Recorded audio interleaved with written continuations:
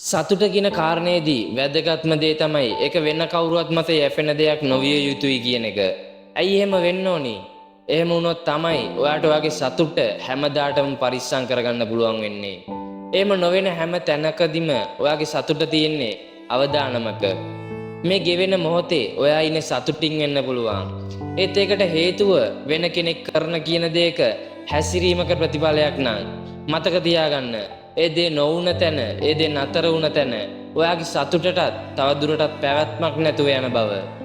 එහෙම තැනක ආයෙම ඔයාට සතුටින් ඉන්න වෙන කෙනෙක් හේතුවක් හදලා දෙනකන් බලාගෙන ඉන්න වෙනවා. හරියට පරපෝෂිතෙක් වගේ. එයාලා වෙනුවෙන් ඔයාට බලාගෙන ඉන්නම වෙනවා. එහෙම නොවෙන්න මොකද්ද කරන්න ඕනි? තමන්ගේ සතුටට හේතුව තමන්ම වෙන්න. ඒ සතුටට හේතු හදන කෙනා, ඒ සතුටේ තරම දිග පළල තීරණය කරන එකම කෙනා තමන්ම වෙන්න. පුංචිම දෙයකින් හරි තනියම ඔයාට ඔයාව සතුටින් තියන්න පුළුවන් නම් ඒ දේ කරන්න. දැනටමත් ඔයාගේ ජීවිතේ සතුටු වෙන්න අනුන් මත යැපෙන කෙනෙක් නම් අදම ඒ අවදානමෙන් මිදෙන්න.